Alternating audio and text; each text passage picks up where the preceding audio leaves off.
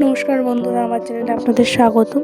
তো আজ রান্না করবো মটনটাকে ভালো করে মাখিয়ে নিলাম, মাখিয়ে নিয়ে রেখে দিয়ে কড়াইটাকে বসিয়ে দিয়েছি। তো আলুগুলো ভাজার জন্য কড়াইতে তেল দিয়ে দিলাম। তেল দেওয়ার পর আলুটাকে দিয়ে দিলাম ভাজার জন্য। তো আলুটা ভাজা হয়ে গেছে।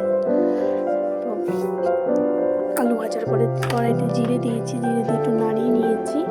তো নাড়িয়ে নেওয়ার পরে মাটনটা দিয়ে দিয়েছি কড়াইতে। মাটনটা দেওয়ার পর একটু গরম মশলা দিয়েছি, বসিয়ে দিয়েছি, দিয়ে জল দিয়ে দিলাম মাংসটাকে ভালো করে।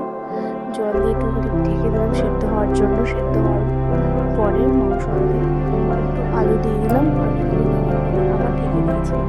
ঢেকে দেওয়ার পরে মাংসটা সেদ্ধ হয়ে গেছে। আলু সেদ্ধ হয়ে যাওয়ার পরে গরম মশলা দিয়ে দিলাম। তো মাংস আমার রান্না হয়ে গেছে। তো ভিডিও ভালো করে লাইক, কমেন্ট, শেয়ার, সাবস্ক্রাইব করবেন। Thank you.